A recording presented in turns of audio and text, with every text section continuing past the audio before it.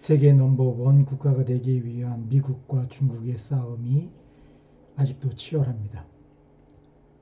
중국은 최근에 1대1로를 통해서 새로운 방향을 더 확장하기 위한 빠른 행보를 보여주고 있습니다. 유럽과 중남미에서의 확대 정책인데 그 부분에 대해서 어떤 식으로 진행이 되고 있고 앞으로의 전망은 어떻게 될 것인지에 대해서 진단해 보도록 하겠습니다.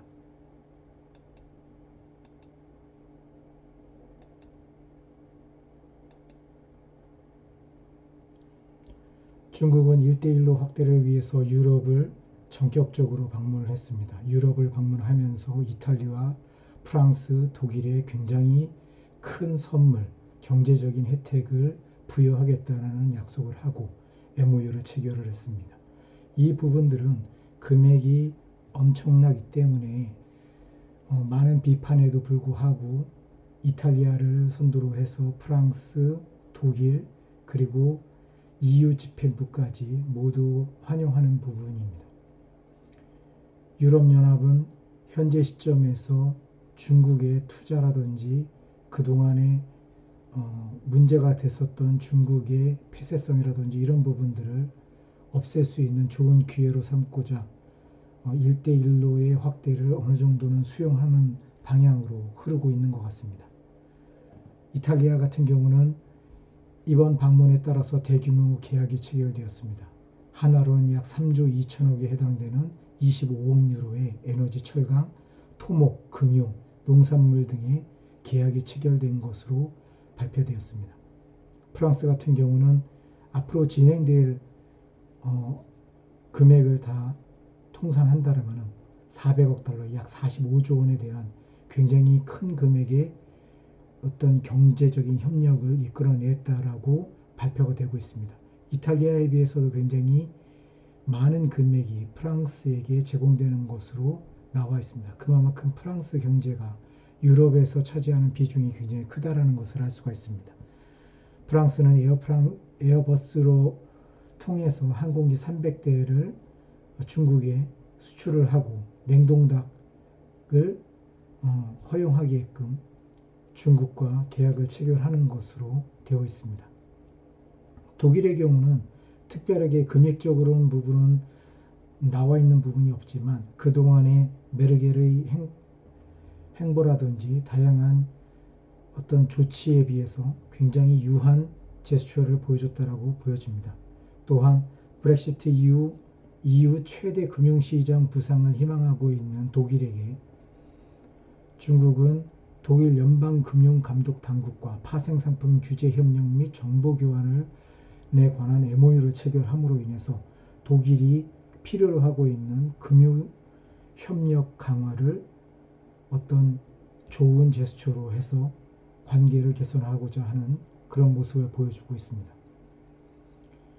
중남미 쪽의 브라질과는 2019년 11월에 제11차 브릭스 정상회의를 브라질에서 개최함으로 인해서 그동안 현 대통령이 친미 성향을 공고히 하고 중국 견제를 계속적으로 말을 해왔기 때문에 중국으로서는 브라질과의 관계 개선이 무엇보다도 중요한 시점에서 브라질 대통령에게 1대1로 참여를 적극 권유할 수 있는 좋은 기회라고 판단하여 참여 결정에 따라 중남미의 판도가 완전히 바뀔 수 있는 그런 회의를 예정하고 있습니다.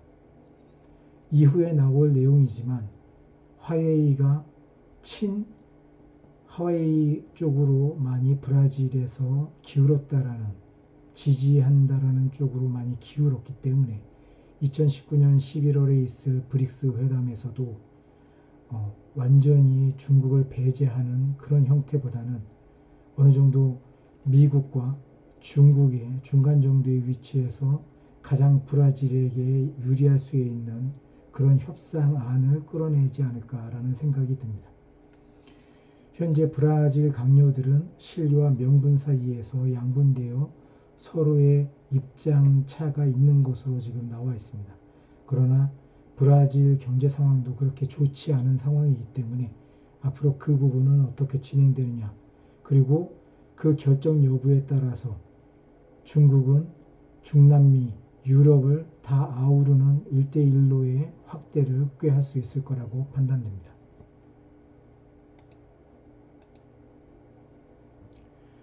유럽에서의 회의 결과에 대해서 말씀드리겠습니다. 유럽의 공통적인 의견은 1대1로는 어느 정도 긍정적으로 판단하고 있으며 중국을 경쟁자로서 인정을 하는 분위기입니다.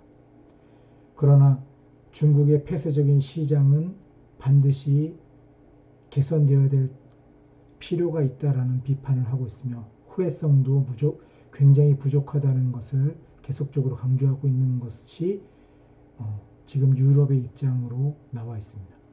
세부적으로는 각 국가별로 그 나라에 따라서 내용이 조금씩 상이합니다.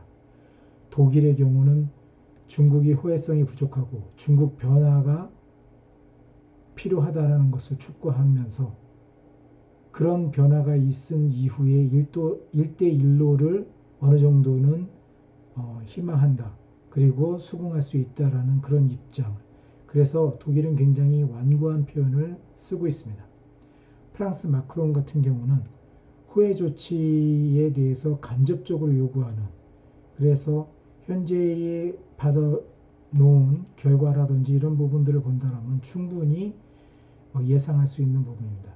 그러나 중국이 시장이 굉장히 폐쇄적이고 그 외의 국가에 대해서 활동 영역이라든지 이런 부분이 제한적이기 때문에 이런 부분들을 개선할 필요성은 있다라고 비판을 하고 있는 상황입니다. EU 융커 위원장 같은 경우는 유럽 수준의 시장 접근권이 반드시 필요하며 환경 정책적인 부분도 개선이 필요하다는 입장을 피력한 것으로 보여집니다. 중국은 일괄적으로 긍정적인 경쟁 관계를 계속적으로 유지를 해야 되며 상호 불신을 타파하고 함께 나아가자 1대1로를 해야 된다라는 그 부분이 계속적으로 요구되고 있다라고 보여집니다.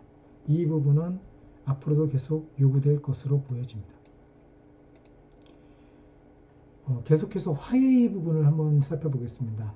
미국이 화웨이의 그 반국가적인 행위, 간첩 행위에 대해서 문제 제기를 하면서 유럽이라든지 중남미에 어느 정도 힘을 가하면서 화웨이를 못쓰게 하는 그런 푸시를 굉장히 많이 했었는데 이번에 나온 결과는 그런 부분하고는 조금 많이 다른 결과가 나왔습니다. 내용을 보자면 친화웨이 쪽으로 돌아선 비중이 GDP 비중으로 41.4%, 이 안에는 지지 국가와 지지 가능 국가로 나눠져 있는데 중국을 비롯한 그 전서부터 1대1로에 참여했던 많은 국가들은 지지 국가로, 그리고 현재 유럽 국가, 남미, 동남미 중, 그리고 한국은 지지 가능 국가로 분류되어 있지만 개인적인 생각으로 한국은 애매모호한 태도를 보이고 있는 국가 중에 하나로 분류하는 게 맞다라고 판단이 됩니다. 그럼에도 불구하고 화웨이에 굉장히 우호적인 그런 부분들이 많이 늘어났고 많은 국가들이 미국과 관계없이 실질적으로 화웨이 쪽을 어느 정도는 받아들이고 있다는 것이 표로서 알 수 있는 것입니다. 화웨이 진영을 보면 GDP 비중이 34.9%로 대부분의 내용들이 배제국가 미국을 위시한 일본, 호주, 대만 이렇게 나와 있는 부분이 32.6%로 굉장히 많은 부분을 차지하고 있고 배제 가능 국가로 카나다와 뉴질랜드가 나와 있습니다. GDP 비중은 별로 안 되지만 캐나다 같은 경우는 미국하고 굉장히 가까운 위치에 있고 중요한 나라이기 때문에 이 부분도 무시할 수 없는 부분이라고 할 수가 있습니다. 그러나 캐나다 같은 경우는 지금 애매모호한 태도로 보는 것이 더 합리적인 판단이 아닐까라고 생각이 듭니다. 그래서 애매모호한 부분, 지금 GDP 비중으로는 9.9%인 이 부분이 어느 쪽으로 기울어지느냐에 따라서 친화웨이 쪽으로 완전히 붙여질 것인지 아니면은 동수의 반 친화웨이로 인해서 계속적으로 이 부분이 유지될 것인지는 조금 더 지켜볼 필요가 있다고 보여집니다.